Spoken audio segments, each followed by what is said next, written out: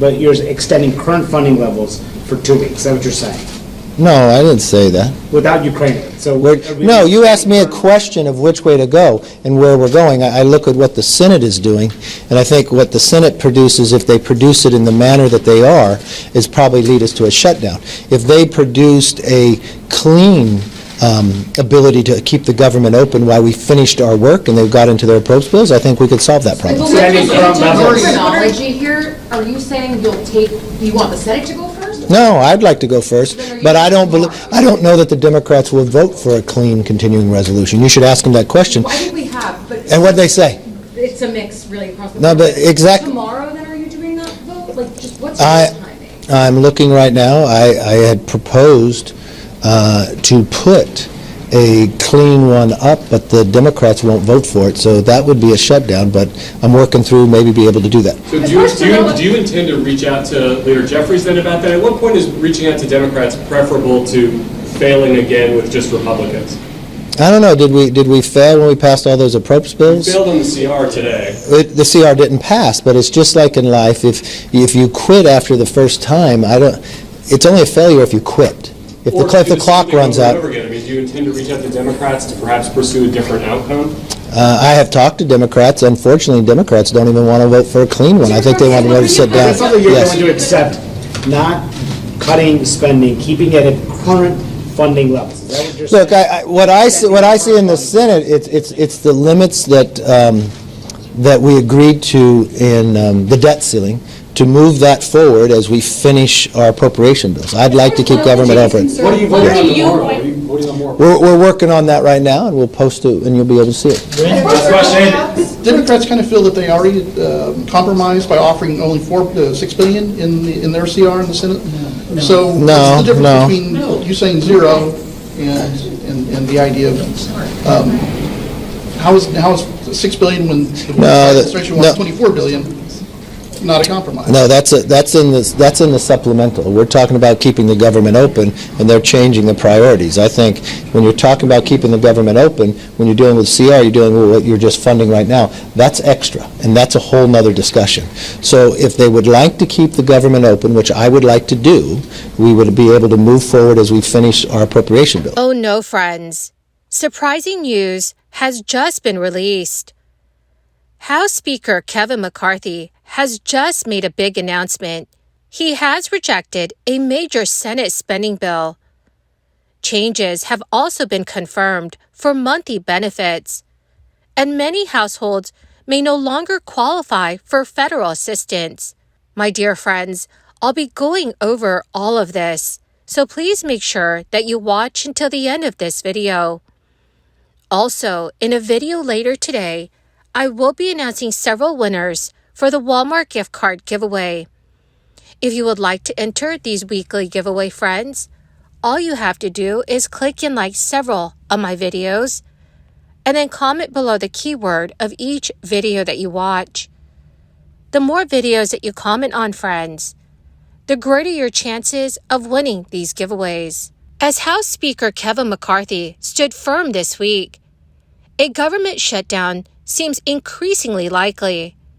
Speaker McCarthy pledged not to consider Senate legislation which is aimed at keeping the federal government operational, revealing a lack of consensus among House Republicans for an alternative solution. With just days remaining before a potential disruptive federal shutdown, Congress finds itself deadlocked, and this deadlock could lead to a cessation of paychecks for approximately 2 million federal employees, despite the looming deadline of midnight on Saturday for government funding expiration. The House and Senate are pursuing different paths to avert the crisis. But McCarthy expressed confidence, stating he still had time to address the issue and that everything would be resolved eventually. In the Senate, a bipartisan measure is in progress to fund the government until November 17th. Meanwhile, the House of Representatives addressed 4 of the 12 annual spending bills, passing 3, but failing to fund federal agriculture programs. During a closed-door meeting, Speaker McCarthy faced tension and disagreement with Representative Matt Gaetz. reflecting the strain among Republicans. Struggling to unite his majority, McCarthy plans to reveal a Republican stopgap plan, attempting to force concessions from Senate Democrats.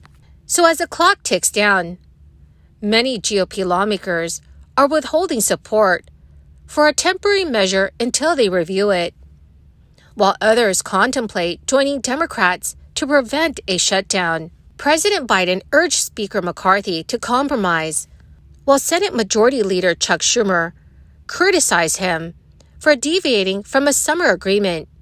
Despite hints of a backup plan, McCarthy showed no willingness to collaborate with Democrats.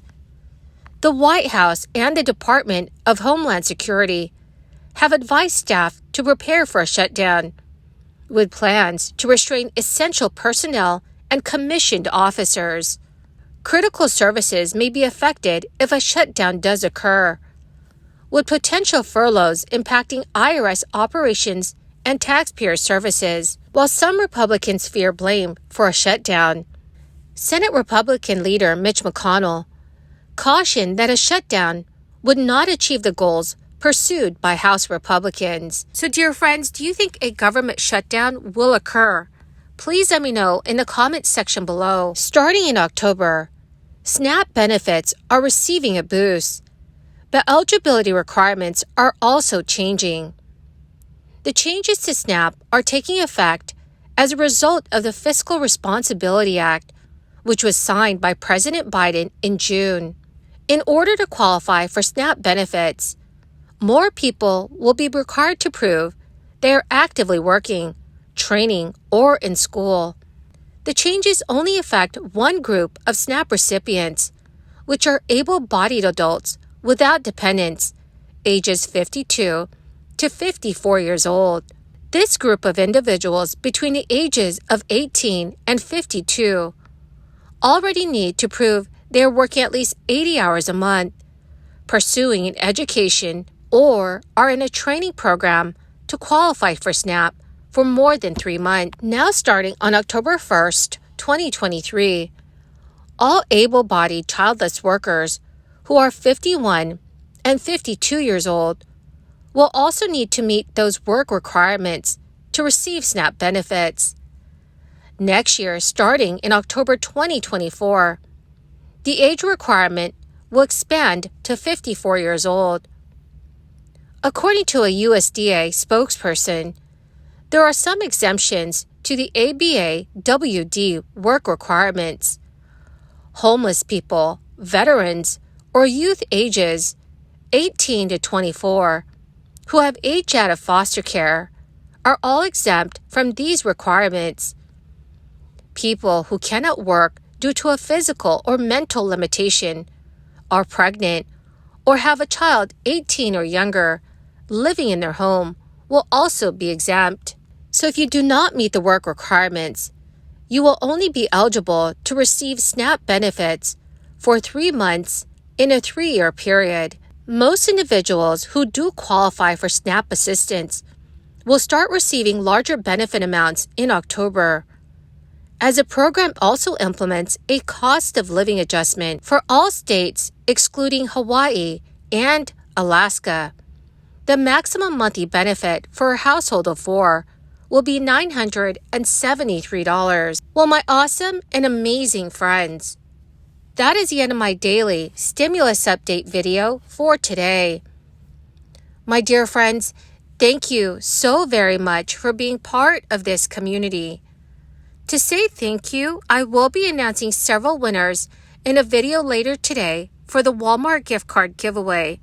So friends, please make sure that you do stay tuned.